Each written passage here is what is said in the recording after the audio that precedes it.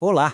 Hoje a gente vai fazer uma verdadeira viagem pelas regras que organizam a carreira de um servidor público aqui no Paraná. Sabe, do primeiro dia de trabalho até a aposentadoria. É basicamente um manual que guia a vida profissional de muita gente. Mas antes de mais nada, vamos parar e pensar um pouquinho. O que significa de verdade ser um servidor público? Essa análise vai levar a gente para bem além daquela definição de dicionário, para a gente poder entender as responsabilidades e o propósito que existem por trás dessa função. E para guiar nossa conversa, a gente dividiu essa jornada em 5 etapas bem claras. A gente começa pela base, depois explora os 2 caminhos para entrar, dá uma olhada nos direitos, entende as regras do jogo e, por fim, fala da responsabilidade que vem junto com o cargo. Ok, então vamos lá, começando pelo começo. Para a gente construir qualquer coisa, a gente precisa de uma base sólida, né? Então, quem é de fato essa figura do servidor público segundo a lei? Olha, a lei é bem específica nisso. Um servidor não é só um empregado comum. É uma pessoa que foi, e essa palavra é chave, legalmente investida num cargo. Essa cerimônia, a posse, não é só uma formalidade. É o que dá a essa pessoa a autoridade para agir em nome do Estado e, claro, a responsabilidade por isso. E o que seria o cargo? Pensa assim, se o servidor é o ator, o cargo público é o papel que ele foi contratado para fazer. E esse papel já vem com um roteiro bem claro, sabe? Com todos os deveres e responsabilidades. Ele é criado por uma lei, tem um nome, tipo analista de sistemas, tem um número exato de vagas e o salário, claro, é pago pelo Estado. Beleza. Então, a gente já entendeu o que é o cargo. A próxima pergunta que vem na cabeça é: como alguém chega lá? No Serviço Público do Paraná, existem basicamente 2 portas de entrada. E olha, elas levam para caminhos bem diferentes. De um lado, tem o cargo efetivo. Esse é o caminho que a maioria conhece. O caminho do mérito, que precisa de aprovação num concurso público bem disputado. A carreira aqui é toda estruturada, com degraus para ir subindo. Do outro lado, tem o cargo em comissão. Esse é um cargo de confiança, de livre escolha do governante.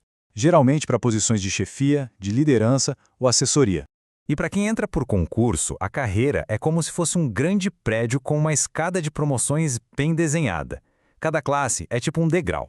Um conjunto desses degraus forma uma série de classes, que seria um andar inteiro do prédio. Vários andares com funções parecidas, sei lá, os andares da área da saúde ou da educação formam um grupo ocupacional. É um sistema todo pensado para que o servidor saiba exatamente para onde pode ir na sua trajetória. Agora, uma parte bem legal é que a lei não define só a carreira, ela também protege. E um conceito muito interessante aqui é o de exercício efetivo. O que é isso? Basicamente, é o tempo de serviço que continua contando para todos os benefícios, como promoções e a aposentadoria, mesmo quando a pessoa precisa se ausentar por motivos importantes. A vida acontece fora do trabalho, né? Então a lei reconhece isso. Férias, licença para casar, um período de luto, uma licença médica ou a chegada de um filho, até mesmo quando se está servindo como jurado num tribunal. Tudo isso continua contando como tempo de serviço. É uma forma de garantir que a carreira não seja prejudicada por esses eventos. Bom, toda a estrada tem suas regras de trânsito, e no serviço público a história é a mesma. Essa parte aqui é sobre o que se espera da conduta de um servidor, o que pode e o que não pode fazer. Isso aqui não é só uma lista de tarefas, não. São os pilares da confiança da sociedade. Ser pontual, ser leal, obedecer ordens que sejam legais, claro, cuidar do que é de todo mundo e, um ponto fundamental, manter uma conduta digna tanto no trabalho quanto na vida pessoal. É o mínimo que se espera de quem serve ao público. E se os deveres são o que a gente tem que fazer, as proibições são as barreiras, as linhas que não podem ser cruzadas de jeito nenhum. Elas existem para evitar conflito de interesses, para garantir que o foco seja sempre o bem público e não o ganho pessoal. É proibido usar o cargo para levar vantagem, receber presentes ou fazer politicagem dentro da repartição. Certo, mas e se alguém pisa fora da linha? O que acontece quando essas regras são quebradas? A lei tem um sistema bem claro para lidar com isso, para responsabilizar quem erra. O único erro pode dar problema em 3 áreas diferentes, e elas são independentes uma das outras. A responsabilidade civil é sobre pagar pelo prejuízo financeiro que foi causado. A penal é quando a ação é um crime previsto no Código Penal. E a administrativa é sobre a quebra das regras internas do serviço. E sim, uma pessoa pode muito bem responder nas 3 ao mesmo tempo. Dentro da esfera administrativa, as punições funcionam como uma escada, que vai subindo de acordo com a gravidade da falta.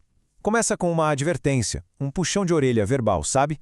Pode evoluir para uma repreensão por escrito, depois uma suspensão sem salário e, no degrau mais alto, a demissão. A lógica é que a punição seja sempre proporcional ao erro. A demissão, que é a pena máxima, fica reservada para as quebras de confiança mais sérias. Se a gente olhar a lista, não são erros pequenos, são coisas que destroem a base da função pública, como corrupção, abandonar o emprego ou desviar dinheiro público. Então, no final das contas, o que a gente vê é que esse estatuto é muito mais que uma lista de regras. Ele é um mapa completo que desenha todo o ciclo de vida da carreira de um servidor, do começo ao fim, definindo direitos, deveres e, claro, as responsabilidades. E se a gente precisasse resumir tudo numa única frase, talvez fosse esta, que vem direto da lei. É um dever do servidor agir, seja no trabalho ou fora dele, de um jeito que sempre traga dignidade e honra para a função pública que ele representa. Bom, entender como as regras funcionam é com certeza o primeiro grande passo. Mas fica a reflexão, né? Qual seria o próximo passo nessa jornada para garantir que o serviço público cumpra seu maior objetivo, que é servir bem a toda a sociedade? A resposta começa com esse conhecimento. Até a próxima!